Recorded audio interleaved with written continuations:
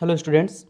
तो आज हम लोग रियल नंबर्स के बारे में पढ़ेंगे। क्लास 10th का फर्स्ट चैप्टर है, ठीक है ना। यानी कि चैप्टर 1 है हमारा ये क्लास 10th का, ठीक है ना।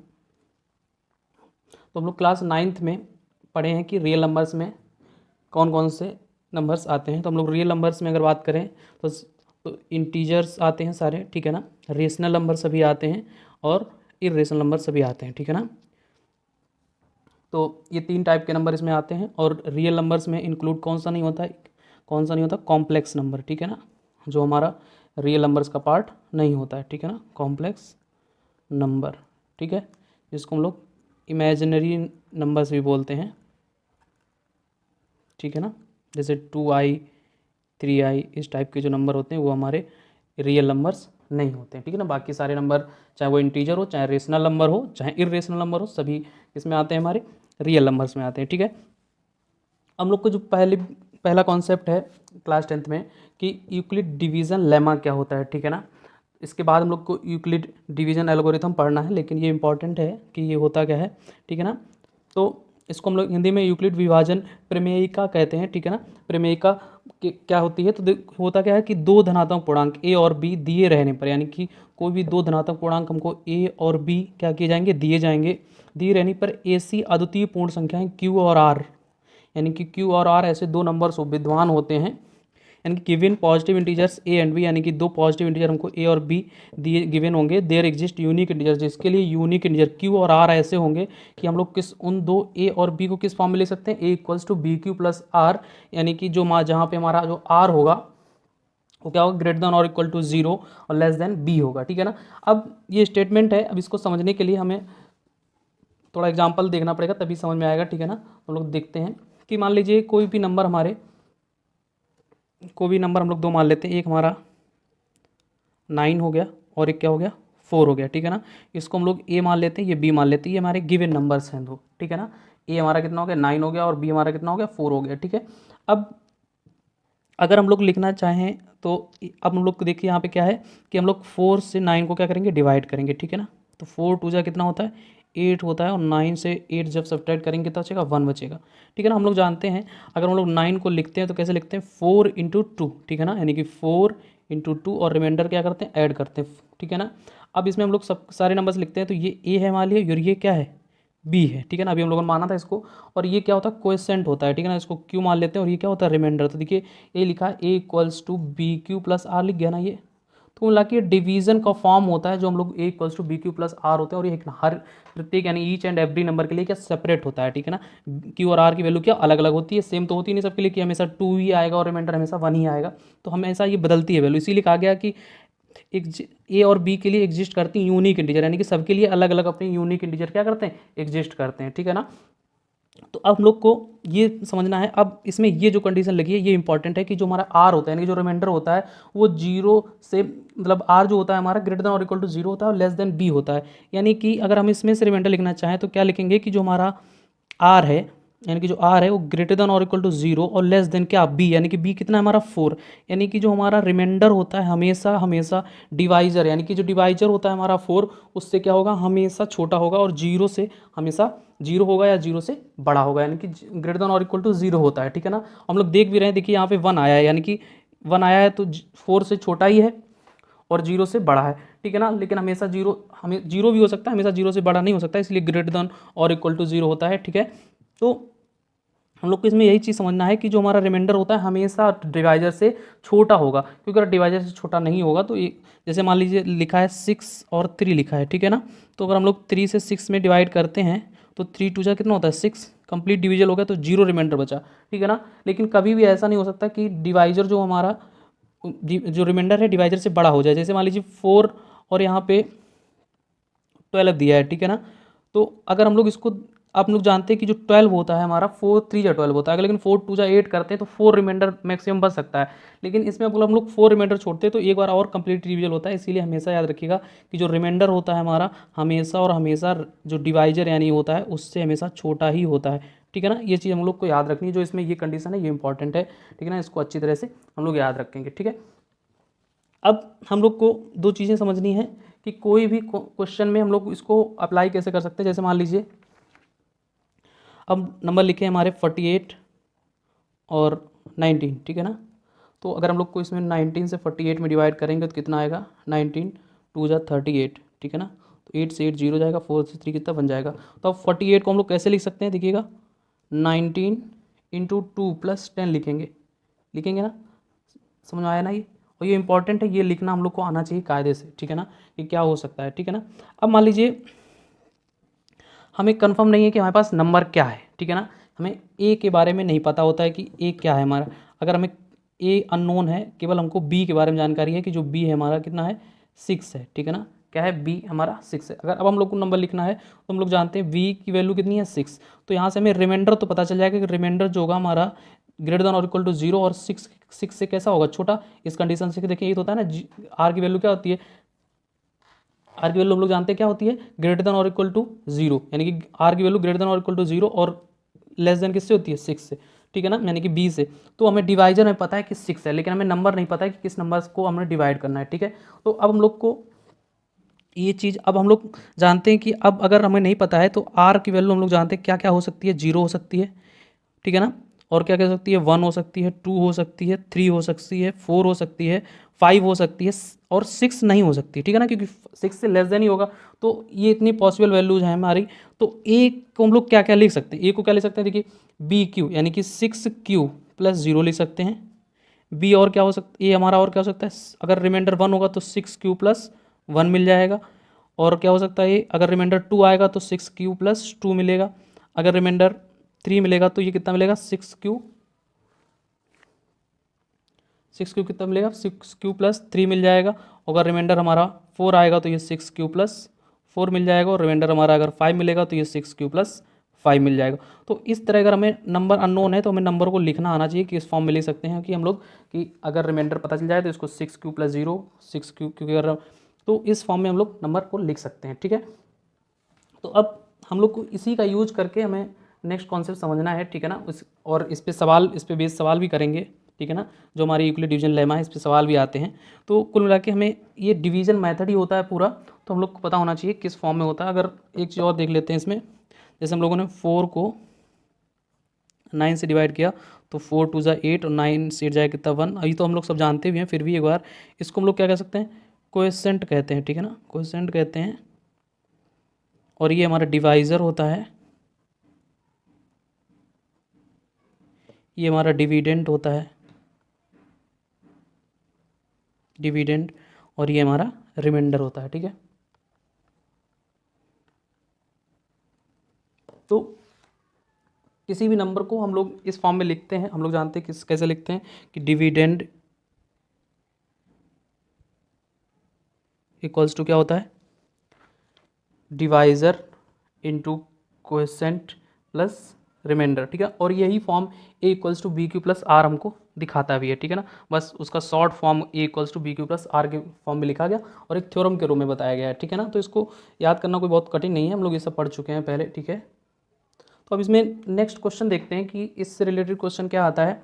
तो लिखा है कि so that every positive even integer, यानी कि हमें बताना है कि एवरी पॉजिटिव इवन इंटीजर जो होता है is of the form of T Q, यानी कि जो इवन इंटीजर होता है किस फॉर्म का होता है, यानी कि हमें जो प्रूव करके लाना है कि जो हमारा इवन इंटीजर होता है वो किस फॉर्म का होता है, 2 क्यू फॉर्म का होता है, ये प्रूव करना है। और क्या प्रूव करना है, that every positive odd integer is of the form of 2 Q plus 1, यानी कि जो ऑड इंटीजर होगा हमारा वो किस फॉर्म का होना चाहिए, 2 क्यू प्लस 1 फॉर्म का होना चाहिए। ये दो चीज़ें हमको प्रूव करके लानी कि जो हमारा हमें प्रूव करना है कि कोई भी पॉजिटिव इवन इंटीजर होगा तो वो 2 क्यू के फॉर्म में होगा, और ऑड इंटीजर होगा तो 2 क्यू प्लस 1 के फॉर्म का होगा, ठीक है ना। तो इसको हम लोग प्रूव करते हैं। तो देखिए कैसे प्रूव करते हैं इसको। तो हम लोग जानते हैं कि अब हम लोग इवन नंबर और ऑड नंबर कैसे पहचानते हैं, हम लोग सभी जानते हैं इवन ऑड हम लोग कैसे पहचानते हैं। तो हम लोग केवल इतना जानते हैं कि जो हमारे इवन नंबर होते हैं, ठीक है ना, वो क्या होना चाहिए, डिविजिबल बाय 2, ठीक है ना, क्या होना चाहिए, डिविजिबल बाय,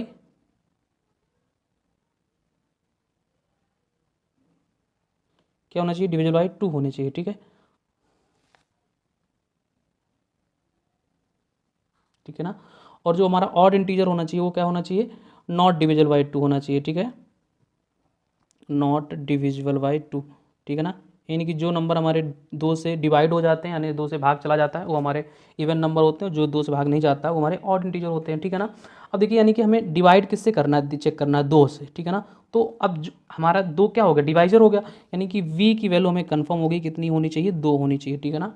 यही तो हम लोगों ने अभी जो यूक्लिड डिवीजन लेमा था उसमें यही पढ़ा था कि जो डिवाइजर होता है उसको हम लोग b का नाम देते हैं, यानी कि b होता है हमारा वो। हम लोग लेट कर लेते हैं, लेट एनी पॉजिटिव इंटीजर क्या लेट कर लेते हैं, ए मान लेते हैं, ठीक है ना, कि हमारा एक पॉजिटिव इंटीजर क्या है, ए, ठीक है ना। तो हम लोग जानते हैं ए को हम लोग क्या लिखेंगे, A equals to B Q plus R होता है, ठीक है ना। अब इसमें ए तो नहीं पता हम लोग को, लेकिन बी पता है, क्या हो जाएगा, 2q प्लस आर हो जाएगा। और हम लोग ये भी जानते हैं जो आर होगा हमारा ग्रेटर देन और इक्वल टू 0 और लेस देन क्या होगा, 1 होगा, यानी कि जो आर की वैल्यू होगी 0 से तो बड़ी होगी लेकिन 1 नहीं 2, तो लेकिन 2 से क्या होगी छोटी, क्योंकि डिवाइजर कितना है 2, यानी कि रिमाइंडर हमारा डिवाइजर से छोटा ही आएगा। और इंटीजर आता है तो हम लोग जानते हैं एक तो रिमाइंडर 0 हो सकता है जब कंप्लीटली डिवाइड हो जाए, और 2 से छोटा रिमाइंडर आएगा तो 1 और आ सकता है, 1 2 तो आएगा नहीं तो 3 भी नहीं आ सकता है, ठीक है ना। तो यानी कि 0 आ सकता है या 1 आ सकता है, ठीक है ना। ये 2 ही रिमाइंडर पॉसिबल है हमारे लिए, तो इतना कंफर्म होना चाहिए कि 2 ही रिमाइंडर इसमें हम लोग केवल कंफर्म है, ठीक है ना। तो नेक्स्ट अगर हम लोग अब इसमें ए की हम लोग जानते हैं 2 तरीके से हम लोग ए को लिख सकते हैं।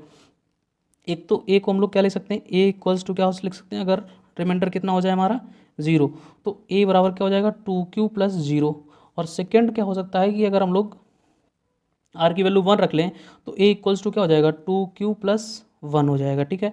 तो अब अगर हम लोग इसको देखें तो ए बराबर क्या है 2q। अब हम लोग जानते हैं ए कोई भी नंबर अगर 2 का मल्टीपल होता है तो 2 से डिवाइड होता है ना। ये तो हम लोग कन्फ्यूजन सोचते हैं ना कि जैसे मान लो 4 है तो 4 क्यों 2 से, क्योंकि ये 2 का क्या है मल्टीपल है, 2 इंटू 2 ही तो लिखते हैं इसको, तो इसलिए 2 का मल्टीपल है तो डिवाइड होता है। जैसे 6 है तो 6 को क्या लिखते हैं 2 इंटू 3, यानी कि 2 का मल्टीपल है इसीलिए 2 से डिवाइड होता है।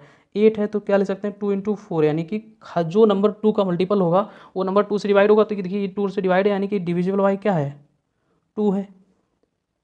तो यानी कि अभी देखिए ए बराबर क्या आ गया 2 की और डिविजन बाई 2 है, यानी कि ये कैसा नंबर है इवन नंबर, और किस फॉर्म का आया है 2q फॉर्म का। और देखिए हम लोग को क्या प्रूव करना था, यही प्रूव करना था कि इवन इंटीजर कैसा होना चाहिए 2q फॉर्म का होना चाहिए, ठीक है ना। नेक्स्ट देखते हैं, अब इसको देखते हैं। अब हम लोग जानते हैं कि अगर हम लोग इसमें 2 से डिवाइड करें तो ये जो नंबर है 2q ये तो डिवाइड हो जाएगा, लेकिन ये 1 क्या हो जाएगा रिमाइंडर हो जाएगा, तो ये नॉट डिविजिबल बाई 2 हो गया, क्या हो गया नॉट डिविजिबल बाई 2, ठीक है ना। अब ये नॉट डिविजिबल बाई 2 हो गया तो कैसा नंबर हो गया, ये ऑड नंबर हो गया। और अगर ये ऑड नंबर हो गया तो किस फॉर्म का हो गया 2q प्लस 1 फॉर्म का हो गया। अगर ये 2q प्लस 1 फॉर्म का हो गया है तो हम लोग जानते हैं यही प्रूव करना था कि ऑड इंटीजर किस फॉर्म का होना चाहिए 2q प्लस 1 फॉर्म का होना चाहिए, ठीक है ना। तो बस इतना ही था इस क्वेश्चन में। तो हम लोग नेक्स्ट देखते हैं कि नेक्स्ट क्या है, ठीक है। अब नेक्स्ट क्वेश्चन में है कि so that any positive odd integer is of the form 4q plus 1 4q plus 3 where q is some integer, यानी किसी भी q, यानी कि कोई भी q हमारा कोई भी इंटीजर हो सकता है, तो हमें प्रूव करना है सो दैट एनी पॉजिटिव इंटीजर, यानी कि किसी भी कोई भी जो पॉजिटिव ऑड इंटीजर होता है वो किस फॉर्म का होता है, या तो 4q प्लस 1 के फॉर्म का होता है या 4q प्लस 3 फॉर्म के होता है, ठीक है ना। तो हम इसमें थोड़ा पहले एग्जाम्पल देख लेते हैं ताकि अच्छे से समझ में आ जाए कि कहना क्या चाहता है। तो ये क्वेश्चन कहना ये चाहता है कि अगर कोई भी पॉजिटिव इंटीजर हो, ठीक है ना, पॉजिटिव ऑड इंटीजर है तो उसको हम लोग इन 2 फॉर्म में लिख सकते हैं, या तो 4q प्लस 1 या 4q प्लस 3 के फॉर्म में ले सकते हैं। जैसे जैसे मान लेते हैं कि हमारा पहला जो ऑड इंटीजर होता है 1 होता है, ठीक है ना। अब 1, अब ये देखिए यहाँ से एक चीज़ पता चलती है कि जो 4 है 4q प्लस 1 लिखा है, यहाँ 4q प्लस 3 लिखा है, तो यहाँ पे जैसे 2q प्लस 1 था 2q था, पिछले क्वेश्चन में क्या था 2q था, 2q प्लस वहाँ डिवाइजर कितना हो गया था 2, तो यहाँ डिवाइजर हमारे लिए कितना हो जाएगा 4, यानी कि जो b की वैल्यू है 4, यानी कि हम लोग जो नंबर को डिविजिबल करेंगे किससे करेंगे 4 से करेंगे। तो अब अगर हम लोग 1 को 4 से डिवाइड करेंगे तो हम लोग जानते हैं कि 1 अगर किसी छोटे नंबर को हम लोग बड़े नंबर से डिवाइड करते हैं तो एक तो कोएफिशिएंट हमारा 0 होता है, इस ऐसे नंबरों में क्या हो जाता है कोएफिशिएंट हमारा 0 हो जाता है, और रिमाइंडर हमारा कितना हो जाता है जो नंबर होता है वही हो जाता है, ठीक है ना। तो और ये 4 क्या हो गया हमारा b हो गया। तो अगर हम लोग इसको a equals to B Q plus R के फॉर्म में लिखना चाहें, देखिए क्या लिखेंगे, a क्या है हमारा डिवाइड कर रहे हैं तो a की वैल्यू क्या हो जाएगी 1, क्योंकि हम लोग 1 को डिवाइड कर रहे हैं, तो और b क्या है 4 है, और q क्या हमारा 0, तो 4 इंटू 0 प्लस r यानी कि रिमाइंडर 1। तो देखिए अब 1 इक्वल्स टू क्या होगा 4 इंटू 0 प्लस 1 हो गया, तो 4 इंटू 0 0 0 प्लस 1 क्या हो गया 1 हो गया, तो यानी कि इस ये देखिए 4q प्लस 1 के फॉर्म में लिख गया ना नंबर। अगर अगला रिमाइंडर देखें तो 3 होता है नंबर, तो इसको हम लोग क्या लिख सकते हैं 4 इंटू 0 प्लस 3 लिख सकते हैं, ठीक है ना। तो 4 इंटू जीरो जीरो प्लस 3 यानी कि 4 क्यू+3 के फॉर्म में लिख गया ये। अब नेक्स्ट नंबर हमारा होता है 5। अगर हम लोग 5 को 4 से डिवाइड करते हैं तो हम लोग जानते हैं क्या लिखते हैं इसमें, अब 4 1 जा 4 यानी कि 1 होल 1/4 लिखते हैं। तो ये 1 क्या होता है, क्वोशेंट होता है, और ये क्या होता है, रिमाइंडर होता है, और ये क्या होता है हमारा डिवाइजर होता है इसमें, ठीक है। तो और ये 5 क्या है हमारा, 5 हमारा डिविडेंट है। तो 5 को हम लोग क्या ले सकते हैं, 4 इंटू 1 और प्लस 1 लिखते हैं। तो कोई भी नंबर हम लोग ये कहना चाहता है कि हम लोग 4q+1 या 4q+3 के फॉर्म में लिख सकते हैं। तो अब हम लोग इसको सवाल को जैसे इसको सॉल्व करते हैं कि सवाल में, ये तो हम लोगों ने एग्जांपल से देख लिया कि इसको सॉल्व कैसे करते हैं। हम लोग इसको अब एक साथ जो ऑथेंटिक सोल्यूशन है वो देखते हैं। तो v बराबर हम लोगों ने क्या लिखा, 4 लिख लिया, ठीक है ना। अब हमको हम लोग कोई भी नंबर मान लेते हैं, लेट एनी पॉजिटिव इंटीजर क्या है, ए मान लिया, ठीक है। अब अगर हम लोग ए कोई भी पॉजिटिव इंटीजर मान लिया तो हम लोग ए की वैल्यू क्या ले सकते हैं, 4q+r लिख लिया, ठीक है ना। और जिसमें जो r होगा हम लोग जानते हैं ग्रेटर देन और इक्वल टू 0 और लेस देन किससे होगा, 4 होगा, यानी कि 4 से तो छोटा ही होगा और 0 से बड़ा होगा, 0 या 0 से बड़ा होगा, ठीक है। तो हम लोग की r की जो पॉसिबल वैल्यू जो है क्या हो सकती है, 0 हो सकता है, 1 हो सकता है, 2 हो सकता है और 3 हो सकता है, यानी कि ये रिमाइंडर बन सकते हैं, इससे ज़्यादा रिमाइंडर नहीं बन सकता है।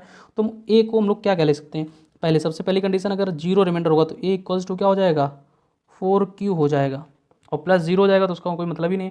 और इसको हम लोग क्या ले सकते हैं, 2 इंटू 2q ले सकते हैं। अब देखिए ये 2 का मल्टीपल है, किसका मल्टीपल है, 2 का। तो ये कैसा नंबर होगा, इवन नंबर, जो हमारे किसी काम का नहीं, क्योंकि हमें केवल ऑड की कंडीशन सेटिस्फाई करानी है।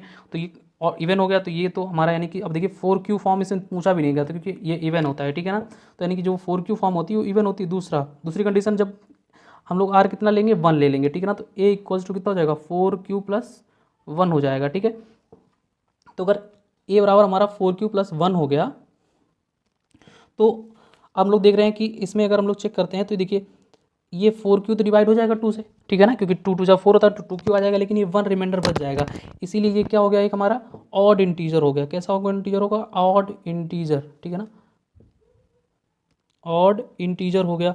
और इसीलिए कैसा हो गया हमारा ये, मतलब जो हमारी कंडीशन क्या है, सेटिस्फाई की 4q+1 कैसा होना चाहिए, एक ऑड इंटीजर होता है। तो यहाँ देखिए 4q+1 कैसा हो गया, ऑड इंटीजर करने में, क्योंकि ये 2 से डिविजिबल नहीं हो रहा। थर्ड कंडीशन हम लोग देखेंगे,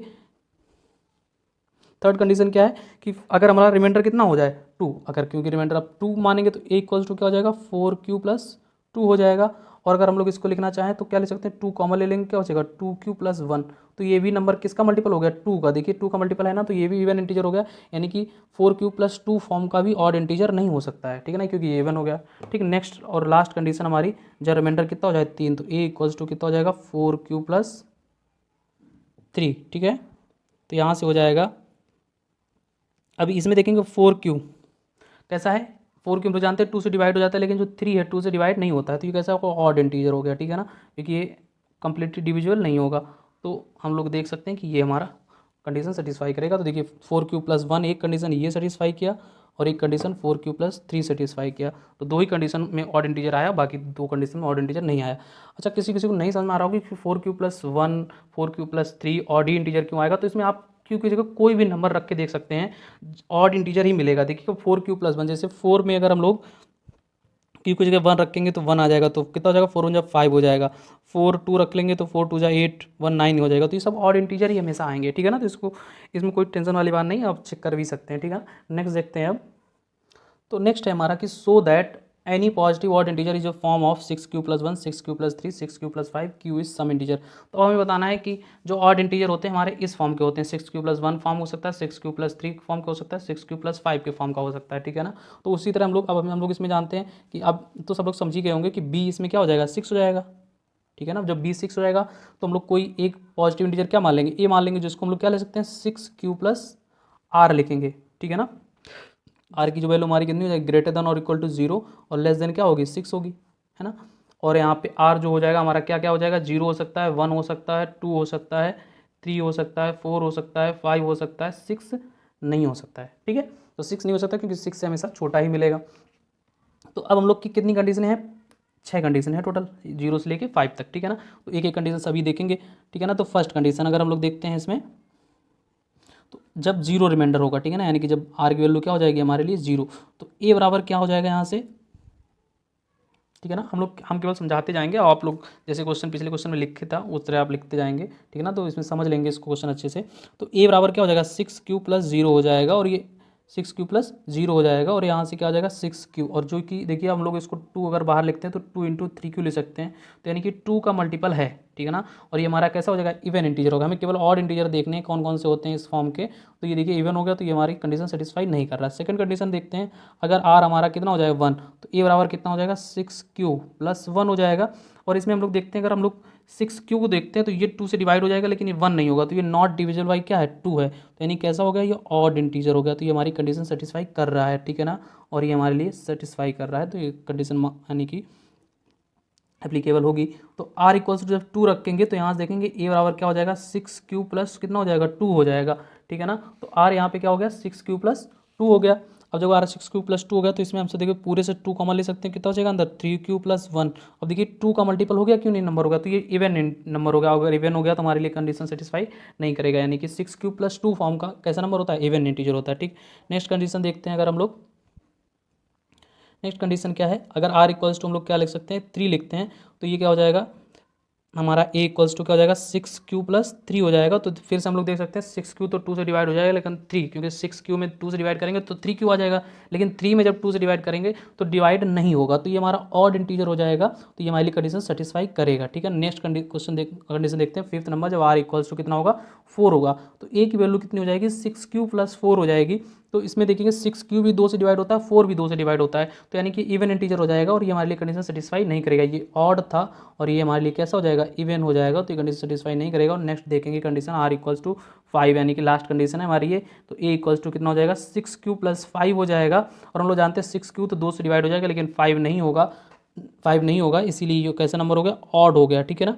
तो कुल मिला के अब कौन कौन सी कंडीशन सेटिस्फाई की, 6q+1 की कंडीशन सेटिस्फाई की हमारे लिए, 6q+3 की कंडीशन सेटिस्फाई की हमारे लिए, और 6q+5 की कंडीशन सेटिस्फाई की हमारे लिए। इसलिए देखिए 3 कंडीशन 6q+1, 6q+3, 6q+5 को ही हमें प्रूव करना था, तो यहाँ से प्रूव होता है। तो हैंस प्रूव्ड हमारा क्या होता है कि 6q+1, ठीक है ना, 6q+3 और 6q+5 हमारे ऑड पॉजिटिव इंटीजर होंगे, any positive integer for q, ठीक है ना। तो हैंस प्रूव्ड। तो नेक्स्ट क्वेश्चन अब हम लोग देखते हैं इसके ऊपर, नेक्स्ट क्वेश्चन क्या है, ठीक है ना, तो देखते हैं। तो नेक्स्ट क्या है कि use Euclid division lemma to show that the square of any positive integer is either of the form 3m और 3m+1 for some integer m, यानी कि किसी भी इंटीजर m के लिए जो हमारा किसी भी नंबर का स्क्वायर होता है वो किस फॉर्म का होता है, या तो 3m फॉर्म का होगा या 3m+1 फॉर्म का होगा, ठीक है ना। पहले इसको एग्जांपल से देख लेते हैं ताकि इसका स्टेटमेंट समझ में आया। क्वेश्चन क्या कह रहा है कि हमें किसी भी नंबर का अगर हम लोग स्क्वायर करते हैं तो उसको हम या तो 3 के मल्टीपल में ले सकते हैं, 3 के मल्टीपल में ले सकते हैं, या फिर हम लोग उसको 3 के मल्टीपल यानी कि 3m+1, यानी कि या तो हम लोग 1 मोर यानी कि कोई भी नंबर होगा। जैसे हम लोग एग्जांपल ले लेते हैं, तो जैसे 1 का स्क्वायर तो 1 ही होता है, ठीक है ना। पहला नंबर से स्टार्ट करते हैं, 1 का स्क्वायर 1, तो अब इस 1 को हम लोग क्या ये नहीं ले सकते हैं, इस 1 को क्या ले सकते हैं 3 × 0+1, m तो कोई भी इंटीजर है ना, फॉर सम इंटीजर कोई भी इंटीजर, यानी कि हम लोग अब क्या m की वैल्यू क्या ले रहे हैं 0 ले रहे हैं, तो 3m क्या हो जाएगा 3 × 0 0+1 जाएगा। 2 का स्क्वायर अगर हम लोग देखेंगे तो 2 का स्क्वायर क्या होता है 4 होता है, तो 4 को हम लोग क्या ले सकते हैं 3 × 1+1 नहीं ले सकते हैं क्या, तो 3m+1 हो गया। अब क्या m की वैल्यू क्या हो गई यहाँ पे 1 हो गई। तो कुल मिला के जैसे 3 का स्क्वायर क्या होता है 9 होता है, तो 9 को हम लोग क्या ले सकते हैं 3 × 3 ले सकते हैं, यानी कि ये 3m के फॉर्म का हो गया। बोलो तो ये कहना चाहता है क्वेश्चन, जैसे मान लो तो और कोई नंबर ले लेते हैं, जैसे 5 ले लेते हैं, तो 5 का स्क्वायर कितना होता है 25 होता है, तो इसको हम लोग क्या ले सकते हैं 3 × 8 और +1 लिख सकते हैं। यहाँ m की वैल्यू कितनी होगी 8, तो ये 3m+1 के फॉर्म का नंबर हो गया, ठीक है ना। तो कुल मिला के यही कहना चाहता है नंबर हमारा कि किसी भी नंबर को हम लोग किसी भी नंबर के स्क्वायर को हम लोग 3m यानी कि 3 के मल्टीपल में ले सकते हैं, या फिर 3 के मल्टीपल +1 के फॉर्म में लिख सकते हैं। तो ये तो हमारा एग्जाम्पल से हो गया, लेकिन हम लोग को इसको प्रूव भी करना है। कैसे देखिए, तो हम लोग जानते हैं अब हम लोग को कि 3 से मल्टीपल दिखाना है ना, 3m3, तो हम लोग की b की वैल्यू कितनी मान लेंगे 3 मान लेंगे, और एक इंटीजर क्या मान लेंगे a मान लेंगे। कोई भी इंटीजर क्या लेट कर लेंगे a लेट कर लेंगे, कोई भी हमारा इंटीजर क्या है a है। तो हम लोग की जो वैल्यू हो जाएगी a की वैल्यू कितनी हो जाएगी 3q+r हो जाएगी, और जो r होगा हमारा इसमें कौन कौन सा हो सकता है 0 हो सकता है, हम लोग जानते हैं 1 हो सकता है और 2 हो सकता है, क्योंकि r की वैल्यू क्या होती है r > 0 और <3 हो जाएगी इसमें, ठीक है ना, यानी कि 3 से छोटा रहना चाहिए, तो 0 1 2 हो सकता है, ठीक है। तो उससे पहले सिंपल सा हम लोग a की वैल्यू को क्या मानते हैं, जब आर की वैल्यू क्या मान सकते हैं, जीरो। तो जब जीरो इसमें रखेंगे तो पहली कंडीशन ए इक्वल्स टू कितनी निकल के आएगी, 3q प्लस जीरो, ठीक है ना। अब 3q में जीरो जोड़ेंगे 3q तो होल स्क्वायर कर देंगे तो ए स्क्वायर कितना आ जाएगा हमारा, ए स्क्वायर कितना आ जाएगा, 3q का होल स्क्वायर हम लोग जानते हैं कितना होता है, 9q स्क्वायर हो जाएगा। और अगर हम लोग ए स्क्वायर की वैल्यू क्या ले सकते हैं, 3 × 3q स्क्वायर लिख सकते हैं, ठीक है ना। अब देखिए, अब ये देखिए 3 का मल्टीपल होगा कि नहीं, इसको हम लोग क्या मान लेंगे, m, यानी कि अगर हम लोग m की वैल्यू क्या हो जाएगी, यहाँ से क्या हो जाएगी, 3q स्क्वायर मान लिया हमने m की वैल्यू को। तो ये देखिए तो ये किसके फॉर्म में होगा, ए स्क्वायर के किस फॉर्म में हो गया, 3m के फॉर्म में हो गया, ठीक है ना। यहाँ पे हमारी जो m की वैल्यू है कितनी है, 3q स्क्वायर। देखिए m की वैल्यू हर एक नंबर के लिए अलग अलग होती है, नहीं है कि सभी नंबर के लिए हमेशा सेम आएगी। देखिए जैसे यहाँ पे m की वैल्यू कितनी रही थी, 0, यहाँ पे m की वैल्यू कितनी रही थी, 1, यहाँ पे m की वैल्यू कितनी रही थी, 3, यहाँ पे m की वैल्यू कितनी रही थी, 8। इसीलिए इसमें जो प्रूव करेंगे तो ये ना देखिएगा कि हमेशा m की वैल्यू सेम आएगी, हमेशा बदल बदल के आएगी। बस तो आप लोग को क्या दिखाना है कि 3 का मल्टीपल होना चाहिए जैसे यहाँ पे, या फिर 3 के मल्टीपल प्लस 1 होना चाहिए, ठीक है ना। तो पहला तो हम लोग को प्रूव हुआ कि ये 3 का मल्टीपल है। सेकंड हम लोग रिमाइंडर देखते हैं। सेकंड रिमाइंडर कितना, आर इक्वल्स टू क्या था, 1, यहाँ पे आर इक्वल्स टू क्या था, 0। तो आर इक्वल्स टू 1 पे हम लोग जानते हैं जो ए की वैल्यू हो जाएगी वो कितनी हो जाएगी, 3q प्लस 1 हो जाएगी। अब जब ये 3q प्लस 1 हो गई तो हम लोग इसमें क्या करेंगे, होल स्क्वायर करेंगे तो ए स्क्वायर हो जाएगा हमारा। जब 3q प्लस 1 का होल स्क्वायर करेंगे कितना हो जाएगा, ए स्क्वायर यानी कि 3q का स्क्वायर कितना, 9q स्क्वायर, बी स्क्वायर तो 1 का स्क्वायर प्लस 2ab, तो 2ab कितना हो जाएगा, 2 × 3q प्लस 1, ये 2ab हो गया। तो ए स्क्वायर की जो वैल्यू हो जाएगी वो कितनी हो जाएगी, 9q स्क्वायर प्लस ये कितना हो जाएगा, 2 × 3 = 6q, और ये कितना हो जाएगा, प्लस 1 हो गया, ठीक है। तो ए स्क्वायर यहाँ से, अब इन दोनों से अगर हम लोग 3 कॉमन लेते हैं तो क्या बचेगा, 3q स्क्वायर प्लस 2q बचेगा, ठीक है ना, और प्लस 1 बचेगा। अब देखिए इसको हम लोग क्या मान सकते हैं, m मान सकते हैं, ठीक है ना, क्योंकि ये 3 का मल्टीपल है तो ये m हो गया हमारे लिए, ठीक है ना। तो ये अब देखिए किस फॉर्म का हो गया, ये 3m प्लस 1 के फॉर्म का हो गया हमारा नंबर, क्योंकि इसको हम लोगों ने क्या मान लिया, m मान लिया इतने पूरे को, तो ये 3m प्लस 1 के फॉर्म का हो गया, ठीक है ना। तो यहाँ पे m की वैल्यू क्या कितनी होगी, 3q स्क्वायर प्लस 2q हो गई। नेक्स्ट देखते हैं थर्ड, अगर हमारी आर की वैल्यू कितनी हो जाए, 2 हो जाए, ठीक है ना, क्योंकि आर की वैल्यू 3 थी हमारी, 0, 1 और 2। तो अब अगर 2 के लिए देखते हैं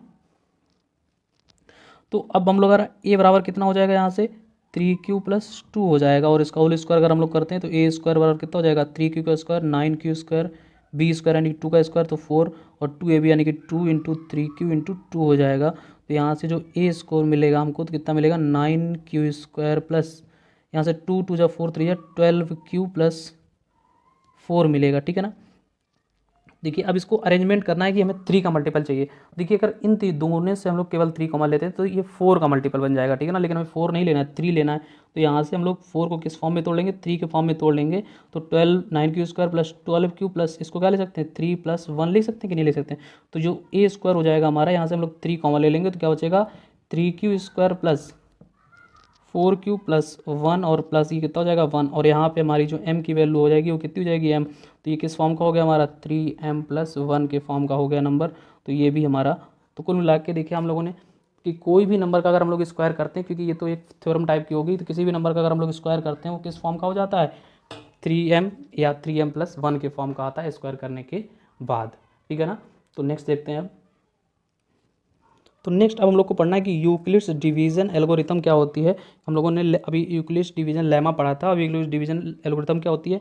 इसको कुछ नहीं, बस ये एक प्रकार का एचसीएफ डिवीजन मेथड से एचसीएफ निकालने की एक थ्योरम है। हम लोग कैसे निकालते हैं डिवीजन मेथड से एचसीएफ, उसका एक प्रोसेस है और कुछ नहीं है इसमें। तो हम लोग इसको पहले समझ लेते हैं कायदे से। तो जो हम लोगों ने यूक्लिड्स डिवीजन लेमा पढ़ा था, बस उसी का एक हम लोग अगर कह सकते हैं तो सेकेंड टाइप है कि ये है क्या, ठीक है ना। तो अगर हम लोग देखते हैं, जैसे मान लीजिए पहले हम लोग एचसीएफ से स्टार्ट करते हैं कि अगर हम लोग को कहा जाए कि 12 और 8 का इन दोनों नंबर का एचसीएफ क्या होगा, ठीक है ना। तो हम लोग अच्छी तरह जानते हैं कि इन दोनों नंबर्स का एचसीएफ क्या हो जाएगा। तो हम लोग जानते हैं कि एचसीएफ निकालने के लिए क्या करते हैं हम लोग, उससे पहले 8 के फैक्टर करते हैं, ठीक है ना। तो 2 × 4 = 8, 2 × 2 = 4, ठीक है ना। यहाँ से कितना आ जाएगा, 2 × 1 = 2 हो जाएगा, और 12 के फैक्टर करेंगे, ठीक है ना, तो कितना हो जाएगा, 2 × 6 = 12, ठीक है ना, 2 × 3 = 6, और कितना जाएगा 3। वैसे इसका हम लोग जानते हैं कितना आएगा, 4 आएगा, तो फिर भी हम लोग करके देखेंगे। तो ये 2 2 दो पेयर हम लोग को कॉमन मिलते हैं, 2 का और कोई पेयर कॉमन नहीं मिलता। तो एचसीएफ हमारा कितना हो जाएगा, 2 × 2 हो जाएगा, और कितना आ जाएगा, 4 आ जाएगा। ठीक, ये तो हमारा हो गया फैक्टर्स मेथड से हो गया, ठीक है ना। इसको हम लोग और आगे अच्छी तरह पढ़ेंगे एचसीएफ होता क्या है, एलसीएम क्या होता है। हम लोग थर्ड एक्सरसाइज विजन फोर्थ कुछ वो एक्सरसाइज में है, लेकिन हम लोग यहाँ पे केवल हम लोग को जो डिवीजन एल्गोरिथम है उसको पढ़ना है। तो एससी हमारा इस मेथड से कितना आया, 4 आया, ठीक है ना। अब होता क्या है कि यूक्लिड्स डिवीजन एल्गोरिथम में हम लोग अगर इसको लेमा लगा के देखें तो हम लोग जानते हैं 8 में हम लोग 8 से हम लोग 12 को भाग करेंगे तो 8 1 जा 8 होता है और कितना रिमाइंडर बचता है, 4 बचता है, ठीक है ना। यानी कि 12 को हम लोग क्या लिख सकते हैं, 8 इंटू 1 प्लस 4, ठीक है ना। इतना तो सभी को समझ में आता है क्योंकि हम लोगों ने अभी तक बहुत सारे इस पर क्वेश्चन कर लिए हैं कि किसी नंबर को कि किस फॉर्म में लिखा जाता है, डिविडेंड और डिवाइजर और क्वेश्चन को अगर हम लोग मिक्स करके जो फॉर्मूला पढ़ा था उस फॉर्म में कैसे लिखते हैं, ठीक है। तो 12 को क्या लिखेंगे, 8 इंटू 1 प्लस 4। तो इसमें यूक्लिड्स डिवीजन एल्गोरिथम में क्या कहा गया कि हम लोग को ये प्रोसेस जो है, जो डिवाइड करने का प्रोसेस, ये तब तक करना है जब तक ये रिमाइंडर जो है जीरो ना आ जाए। क्या ना आ जाए, जीरो। और जब ये रिमाइंडर जीरो आ जाएगा तो जो लास्ट डिवाइजर होगा, जब भी ये रिमाइंडर जीरो आएगा और जो लास्ट डिवाइजर होगा वही हमारा क्या होता है, एचसीएफ होता है, ठीक है ना। तो नेक्स्ट टाइम हमेशा याद रखिएगा जब हम लोग ये तो फर्स्ट स्टेप होता है हमारा, ठीक है ना, कि हम लोग पहली बार डिवाइड किया। अब सेकंड स्टेप में क्या होता है, बस आपको याद रखना है क्या है कि जो हमारा रिमाइंडर होता है, जो हमारा रिमाइंडर होता है वो हमारा डिवाइजर बनता है। क्या बनता है, सेकंड स्टेप की बात कर रहे हैं। फर्स्ट स्टेप तो आपको याद ही है कि छोटे वाले नंबर से बड़े वाले नंबर को भाग करते हैं एचसीएफ निकालते टाइम, लेकिन जब हम लोग डिवाइजर निकालें, जो हम लोग जब सेकंड स्टेप करेंगे तो जो रिमाइंडर होगा वो डिवाइजर होगा और जो हमारा क्वोशेंट होता है, जो हमारा क्वोशेंट होता है उसको हम लोग इस फॉर्म में तो लिख ही लेते हैं, जो हमारा पहले डिवाइजर होता है वो हमारा क्या बनता है, डिविडेंड बनता है, ठीक है ना, डिविडेंड बनता है। तो ये आपको याद क्या रखना है कि जो हमारा रिमाइंडर होता है वो डिवाइजर बनता है और जो हमारा डिवाइजर होता है वो डिविडेंड बनता है, ठीक है ना। वो कैसे, अब लोग आपको ज़्यादा इसमें सोचने की जरूरत नहीं होता क्या, जैसे हम लोगों ने 8 से 12 को डिवाइड किया सबसे पहले तो 8 1 जा 8 हो गया और 4 आ गया, बस आपको यहीं से डिवाइड करना और ये 8 उठा के कहाँ पे रखना, आके यहाँ पे रख लेना आके, तो कितना हो जाएगा, ये 4 2 जा 8 हो जाएगा और ये कट जाएगा और रिमाइंडर कितना बचेगा, जीरो बचेगा। आप देखिए हमने कहा था लास्ट डिवाइजर जो होता है वही एचसीएफ होता है और लास्ट डिवाइजर इसमें क्या है, 4, यानी कि एचसीएफ कितना हो जाएगा, 4 हो जाएगा। और इसको लिखने का तरीका क्या होता है, ये भाग करके हम लोग केवल रफ में देखेंगे और इसको लिखने का तरीका क्या है। अब किसको डिवाइड किया था हम लोग सेकंड स्टेप में, क्योंकि फर्स्ट स्टेप तो यही था हम लोगों ने जो डिवाइड किया था, सेकंड स्टेप में किसको डिवाइड किया था, 8 को डिवाइड किया था, यानी कि हमारा डिविडेंड 8 हो गया और किससे डिवाइड किया था, 4 से, और क्वेश्चन कितना आया 2 और रिमाइंडर कितना आ गया 0। और जब रिमाइंडर 0 आ गया तो जो डिवाइजर होता है वही हमारा एचसीएफ, यानी कि एचसीएफ कितना हो गया हमारा, 4 हो गया, ठीक है ना। तो ये अब क्लियर हुआ होगा, अगर नहीं क्लियर हुआ तो हम लोग सेकंड एग्जांपल देखते हैं, जैसे मान लेते हैं, और यही हमारा यूक्लिड्स डिवीजन एल्गोरिथम है। तो ज़्यादा इसमें हम लोग स्टेटमेंट में नहीं जाएंगे, इतना ही ये प्रोसेस है इसका। तो देखते हैं कि अगर हम लोग सेकंड एग्जांपल लेते हैं तो क्या मिलता है। तो सेकंड एग्जांपल हम लोग किसका लेंगे, तो मान लेते हैं कि एक नंबर हम लोगों ने ले लिया 81 और एक नंबर ले लिया हमारे लोगों ने 12 ले लिया, ठीक है ना। क्या ले लिया, 81 और 12, ठीक है ना। तो सबसे पहले आपको करना क्या है, एक रफ में, ठीक है ना, स्टार्ट करना है, इसको डिवाइड करना। तो उससे पहले लिखेंगे 12 को हम लोग किससे डिवाइड कर रहे हैं, 81 से। तो 12 कितनी बार जाएगा, 12 6 जा कितना होता है,